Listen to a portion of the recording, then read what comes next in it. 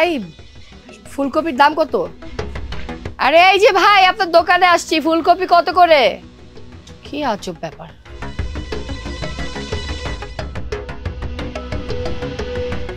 আচ্ছা ফুলকপি কত করে? আরে ভাই আমি আপনাকে একটা প্রশ্ন করতেছি, আপনি উত্তর কেন দিতেছেন না? আসসালামু আলাইকুম। আরে রাখেন আপনার সালাম। আপনার সমস্যা কি মিয়া? সে কখন থেকে আপনারে ডাকতেছি, আপনি কানে কোনো কথাই নিচ্ছেন না, পাত্তাই দিচ্ছেন না। আপনি সবজির দোকান খোলা পাচ্ছি না, এই জন্য আপনার দোকানে আসছি। একটা দোকানও খোলা নেই, ওদিকে আমার অফিসের দেরি হয়ে যাচ্ছে। আচ্ছা এইসব বাদ দেন, আপনার সবজির দাম কত বলেন? দেখেন আমি তো নামাজ পড়তেছিলাম, এখন তো নামাজের সময়, আমার কাছে তো নামাজ আগে। আপনার সবজির দাম কত তাই বলেন। সবজি তো আমি আপনার কাছে বিক্রি করব না। কি? কেন বিক্রি করবেন না?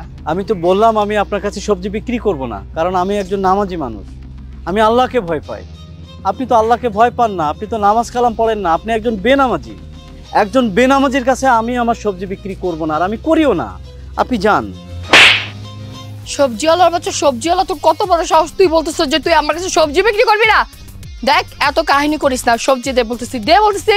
দেখেন আপনি আমার একটা থাপ্পড় কেন, আপনি যদি আমাকে 1000টা থাপ্পড় দেন না, আমি আপনার মতো মানুষের কাছে সবজি বিক্রি করব না, কারণ একটা বেনামাজির কাছে আমি সবজি বিক্রি করি না। আপনি এখন আসতে পারেন।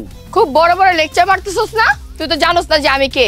আচ্ছা ঠিক আছে, তুই এখানে দাঁড়া, তোর দোকান কিভাবে বন্ধ করতে হয় সেটা আমার খুব ভালো করে জানা আছে, তুই দেখ আমি কি করি। হ্যালো, হ্যাঁ স্যার, আপনি কোথায়? আমি একটা ঝামেলায় পড়ছি। আমাদের অফিসের সামনে 9 নম্বর রোড, ওইখানে একটা সবজির দোকান আছে, আপনি একটু চলে আসেন তো। ঠিক আছে। দেখেন আপনি যদি আমার দোকান উচ্ছেদ করে দেন, আপনি যদি আমার মেরেও ফেলেন, তারপরও আপনার মতো বেনামাজির কাছে আমি সবজি বিক্রি করব না। আপনার যাকে দরকার, আপনার যাকে ডাকার দরকার, আপনি তাকে ডাকতে পারেন।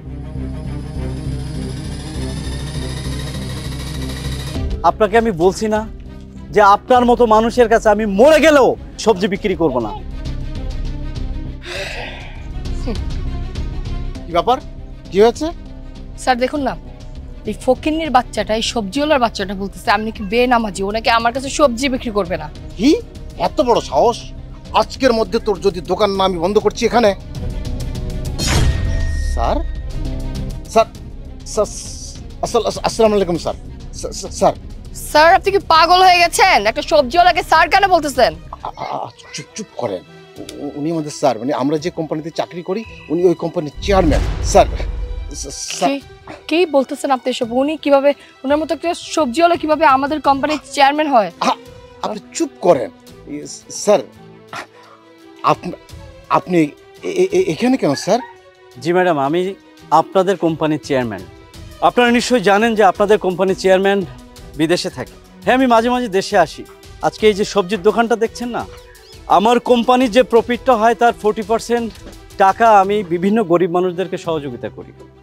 এই যে সবজির দোকানটা, একটা পঙ্গু মানুষকে আমি এই সবজির দোকানটা করে দিয়েছিলাম। উনি আজকে অসুস্থ, আমি বিদেশ থেকে এসেই জানতে পারি যে উনি অসুস্থ, তাই ওনার এই সবজির দোকানের ডিউটিটা আমি করছিলাম। Sir I am so sorry sir, আসলে আমি বুঝতে পারিনি যে আপনি আমাদের অফিসের চেয়ারম্যান। তাছাড়া স্যার আমার একটু তাড়াহুড়া ছিল, অফিসের দেরি হয়ে যাচ্ছিল, এই জন্য আমি রুট ব্যবহার করে ফেলছি। স্যার বিশ্বাস করেন এই জবটার আমার খুব দরকার, আপনি প্লিজ আমাকে ফায়ার করেন না স্যার। আমি আর কোনোদিনও মানুষের সাথে খারাপ আচরণ করব না, আমি সবার সাথে ভালো আচরণ করব স্যার। দেখেন, আপনাকে আমি ক্ষমা করতে পারি, তবে একটা শর্ত আছে।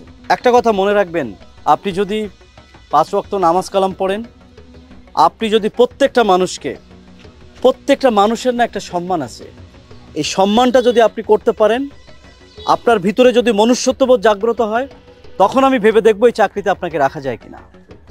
জি স্যার, আমি 5 ওয়াক্ত নামাজ পড়বো স্যার, ইনশাআল্লাহ স্যার, আমার ভুল হয়ে গেছে।